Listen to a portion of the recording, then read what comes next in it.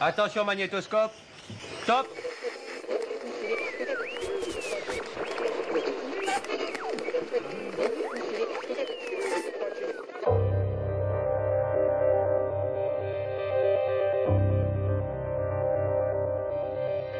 L'histoire des médias en Outre-mer est jalonnée d'événements qui, tous, soulignent à quel point le lien de dépendance avec la métropole est fort. Grâce aux journaux, aux radios ou à la télévision, le pouvoir parisien s'est souvent situé sur le terrain de l'opinion pour mieux affirmer la voix de la France aux confins de la République.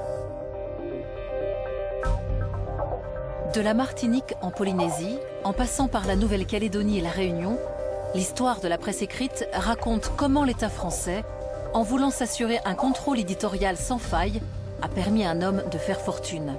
Une politique qui marquera pendant longtemps le paysage médiatique ultramarin.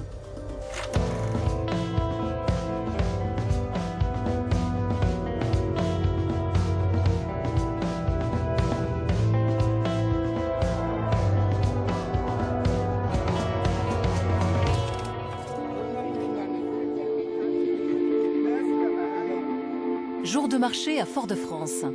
Au milieu des étals de fruits et légumes, c'est aussi France-Antilles que l'on vient acheter. Avec ses 30 000 exemplaires vendus pour une population d'à peine 400 000 habitants, le journal est une institution en Martinique. Il est, depuis 50 ans, l'unique quotidien local.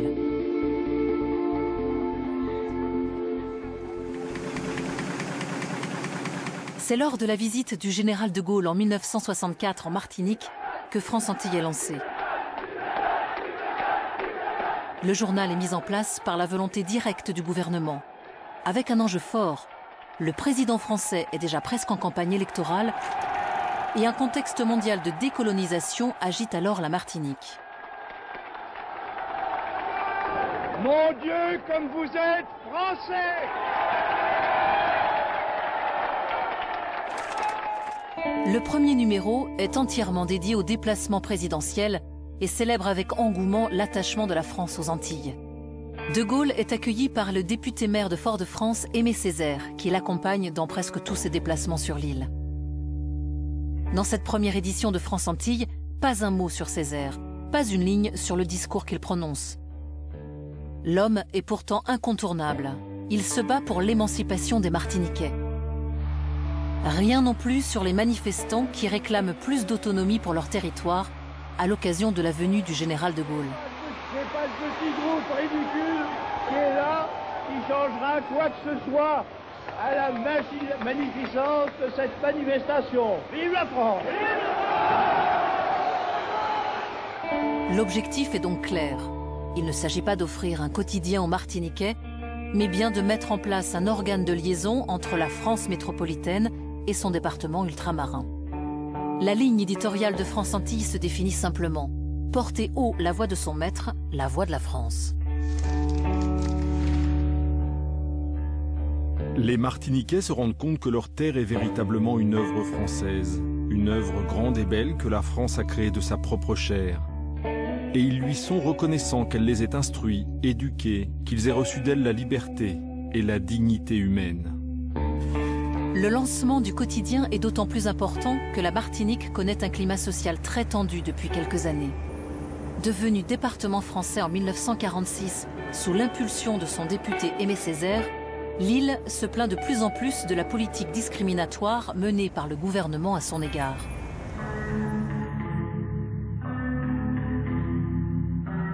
Au mois de décembre 1959, Fort-de-France est le théâtre d'une révolte populaire sans précédent. La répression est féroce et 3 manifestants sont tués.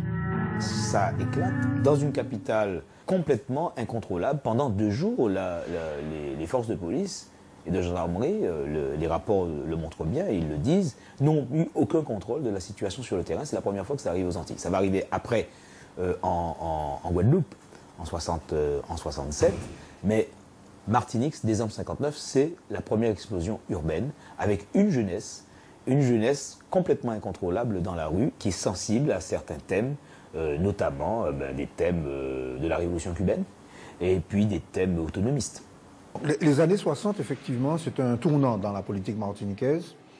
C'est d'abord la désillusion qui gagne à propos des effets positifs de la départementalisation, dont on inspirait beaucoup. Et puis c'est l'influence de toute une série d'événements extérieurs. Bon, c'est la guerre d'Algérie, c'est la lutte pour les indépendances dans les pays d'Afrique noire. Donc les élites martiniquaises, les intellectuels martiniquais se posent des questions sur les rapports entre la Martinique et la France. La Martinique de papa a vécu. Alors, si la Martinique de papa a vécu, il faut bien avoir assez d'imagination pour essayer de concevoir une Martinique nouvelle. Je ne suis pas du tout pessimiste, mais je dis simplement que nous sommes à un tournant et il faut savoir prendre ce tournant. Cette génération qui émerge politiquement, on peut dire culturellement, socialement, dans les années 60, elle n'a pas du tout été formatée par ce que leurs parents ont connu, c'est-à-dire la reconnaissance envers la France libératrice, émancipatrice, enfin tous ces grands discours en fait qu'on nourrit les années 30, mais au contraire prennent pied dans une société qui est en plein retard économique, en plein retard social, et donc le rapport avec la métropole est beaucoup plus médié par des revendications beaucoup plus virulentes que ne pouvaient l'être quelquefois celles de leurs parents. Les hebdomadaires et les mensuels, des journaux appartenant à des partis politiques, comme Justice par exemple, le journal du Parti communiste martiniquais, ou Le Progressiste, lié au parti d'Aimé Césaire, se font écho des événements et des vents d'indépendance qui soufflent aux quatre coins du monde. À Paris, le gouvernement s'inquiète et souhaite verrouiller l'information. La décision est prise, un quotidien sera créé. France Antilles, très clairement, est née contre les idées d'autonomie et d'émancipation et d'indépendance. Ça, c'est aussi clair que cela. Même si par la suite, France Antilles est entré dans le paysage martiniquais, c'est une greffe absolument extérieure à la Martinique. Ce sera vraiment le journal officiel, en quelque sorte, qui dit la vérité, qui dit un petit peu tout ce qui se passe dans les communes, mais qui dit ce qu'il faut penser et dans quelle direction il faut aller.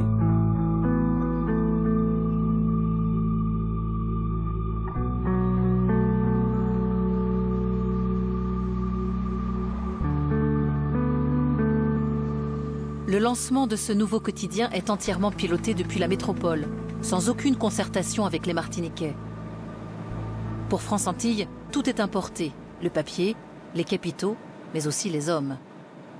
Pour diriger le journal, le gouvernement veut un homme fiable, ayant déjà fait ses preuves dans l'Hexagone. Robert Hersant a le bon profil. Créateur de l'Autojournal, qui deviendra le grand magazine de l'automobile, propriétaire de Oise Matin, Hersant est aussi député. Il a néanmoins un défaut aux yeux du général de Gaulle, son passé de collabo pendant la guerre. En 1942, vous avez fondé un journal qui s'appelait Jeune Force, qui était un journal pétiniste, qui était fait en zone occupée, qui a eu 6 numéros. Ceux qui me connaissent un peu savent que je suis le seul Français de ma génération à ne pas avoir été un héros de la résistance. Bien. Ceci dit, c'est pour régler une fois pour toutes le problème de ma participation à la presse à cette époque. Oui. Voici... Je n'en parlerai pas davantage. Le général de Gaulle n'est pas du tout en faveur de cette espèce de parvenu collaborateur, etc., etc. Et il commence par dire non, je ne veux pas de M. Hersant. Mais M. Hersant, député de l'Oise, patron de presse dans l'Oise, a pour ami M. Perfit, à qui il a rendu service dans l'Oise, et qui est ministre du général de Gaulle. Aidé par Alain Perfit, ministre de l'Information, un ministère alors chargé de contrôler les médias, Hersant va finalement s'imposer à la tête de France Antilles. Paris veut un quotidien en Martinique, quel qu'en soit le prix. Perfit va faire le siège du général qui décide de tout, comme vous savez. Et le général continue à dire non, non, non. Et puis un jour, là, il y en a marre, il dit bon, ça va, allez-y. C'est M. Hersant. Et Hersant monte le journal France Antilles très clairement avec de l'argent de l'État. Il a été dit qu'il avait été fondé avec l'argent de l'État qui avait fourni les fonds pour ce journal. C'est un problème que je ne me suis jamais posé, mais si vous voulez, nous en discuterons tout à l'heure. Très bien. Je n'ai jamais considéré que l'argent soit nécessaire pour faire de la presse, car sinon je n'aurais jamais fait de journaux. L'acceptation du général de Gaulle de Robert Hersan pour diriger France-Antilles, créer France-Antilles, ça dédouane l'homme qui était au pilori et à Jeune-Front. Ça lui donne une virginité nouvelle. Et le général de Gaulle fait de Robert Hersan un homme beaucoup plus acceptable.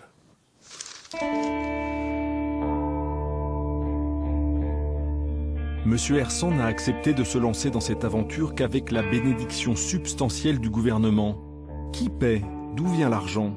Seul un journal ayant derrière lui de gros capitalistes où le gouvernement peut se payer un tel luxe. Le journal est tiré sur les imprimeries d'État qui servent habituellement à imprimer tous les documents administratifs. Il est hébergé dans les locaux du Conseil général à Fort-de-France. Avec de l'argent public, Hersan lance un quotidien ultramoderne pour l'époque, rapidement tiré à 10 000 exemplaires. Face à de tels moyens, les autres journaux ne pèsent pas grand-chose. Nous avions une presse assez diversifiée, facilement 10-15 titres quand même, l'information, la paix, le sportif, etc., soit hebdomadaire, soit bi-hebdomadaire. Ce sont des journaux qui n'ont pas d'argent, ce sont des journaux d'opinion, qui ont donc des imprimeries un peu faiblardes. Ces journaux-là pâtissent de la concurrence d'Hersan, mais Hersan, il prend tout ce qu'il peut, il prend.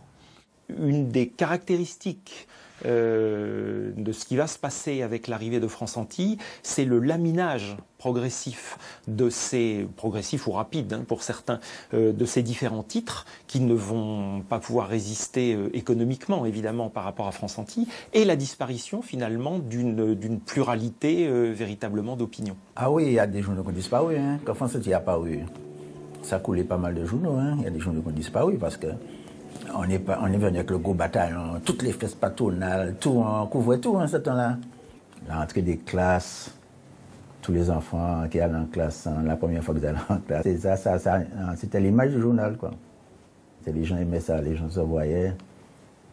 Parce que les gens aimaient se voir sur le journal. Comme vous voyez le matin, vous êtes sur le journal, tout le monde achetait le journal.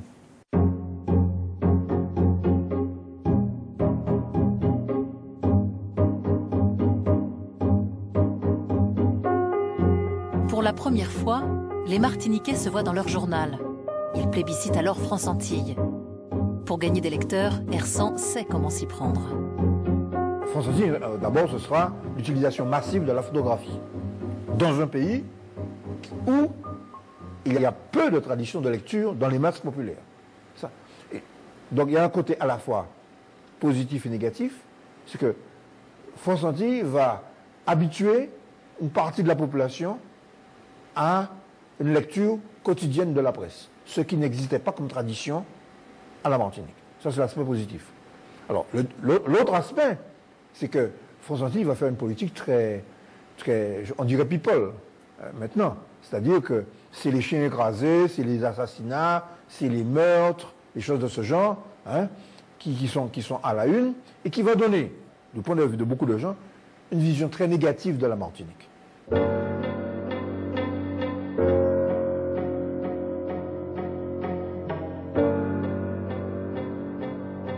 C'était les accidents, c'était les crimes, les meurtres, les assassinats. Il y avait un surtitre que l'on aimait citer, c'était Rome plus Koutla égale crime. Car très souvent, à l'issue d'une beuverie où le rhum avait coulé à flot, on sortait les Koutlas et ça se terminait évidemment par quelques blessés ou quelquefois même par un mort. Donc c'est vrai, la matière première du journal, c'était le fait divers. Lorsqu'on analyse, lorsqu'on fait une exégèse du journal a posteriori, bon, aujourd'hui, on se rend compte que c'est un journal extrêmement pauvre en information, qui fait l'impasse complète sur des informations, sur des pans d'information qui n'intéressent pas la cause gouvernementale, qui exclut totalement toute voie d'opposition.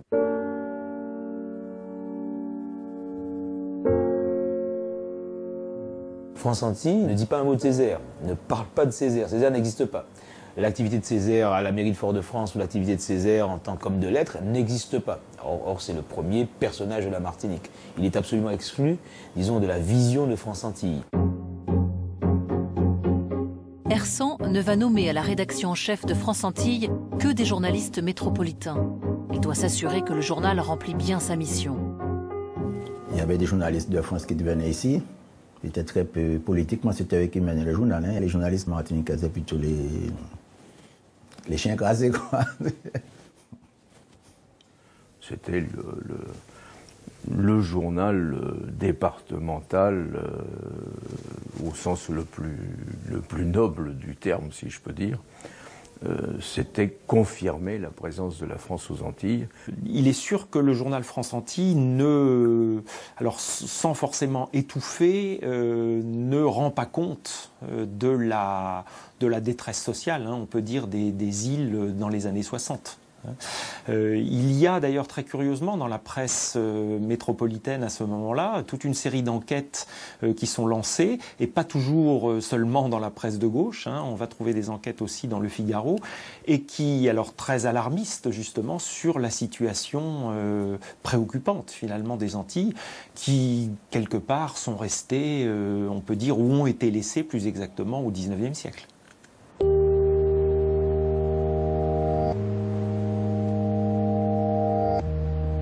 Après la Martinique, Hersant lance une édition de France Antilles en Guadeloupe. Là encore, il s'agit de renforcer les liens entre ce département et la métropole, d'autant qu'une grave crise sociale touche l'île. En mai 1967, une révolte éclate à Pointe-à-Pitre. Sans jamais aborder le problème de fond, France Antilles traite l'information avec sensationnalisme, comme un simple fait divers. La signature Hersant.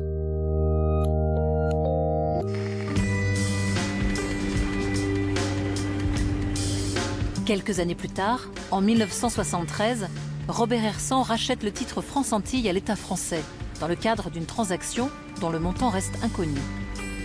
Peu après le rachat, il doit affronter sa première grève.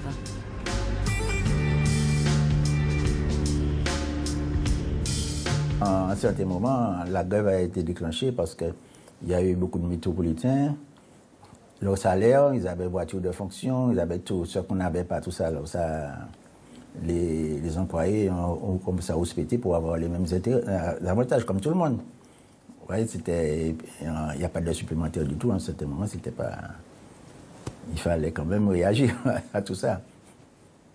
Ils sont arrivés à tirer le journal avec d'autres personnes qui venaient travailler le soir sans que les gens savent ça. Vous voyez, ça ne peut pas se faire tout ça. Bon, le journal est sorti, on n'avait aucun recours. Et comme en général c'est un journal de droite, on n'a pas trouvé assez de renforts, d'aide des autres, des politiques en ce temps-là.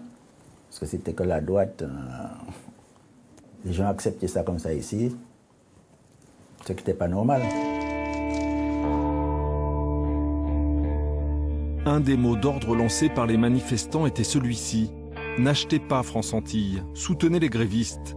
S'il ne se vend pas assez, ce sera un moyen de pression sur Hersant. Hersant ne veut pas céder et fait de vagues promesses. La grève s'étend à d'autres entreprises des Antilles et finalement elle fait vraiment tache d'huile et on a quasiment les Antilles en grève au nom des salaires du journal. Et cette grève a duré très longtemps. La surdité du patronat a été en quelque sorte le détonateur d'un certain nombre d'autres conflits qui ont touché les dockers, le BTP, l'agriculture. Et la grève va s'arrêter finalement parce qu'il faut bien que les grèves s'arrêtent un jour et que les employés et les ouvriers auront des augmentations assez faiblardes. Ils feront avec ce que Hersant leur donnera et le journal continuera comme ça. Et la grande grève des Antilles de cette époque va mourir de sa belle mort.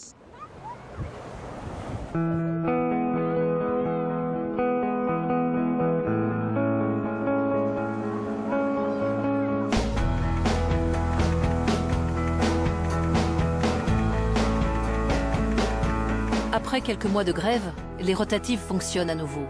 Les lecteurs retrouvent leur journal. France Antilles reprend sa marche en avant. Hersant jubile et remercie à sa façon les salariés antillais.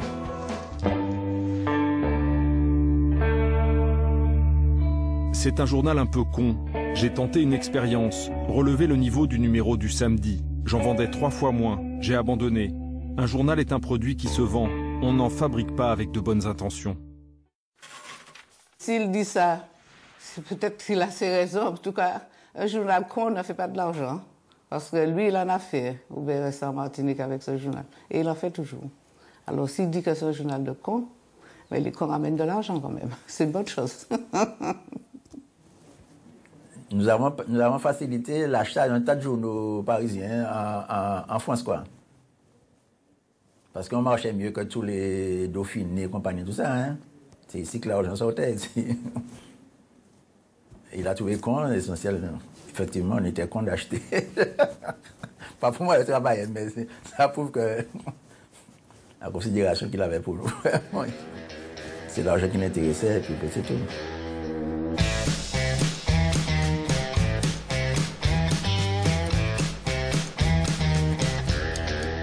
France Antilles bénéficie d'une manne publicitaire de taille.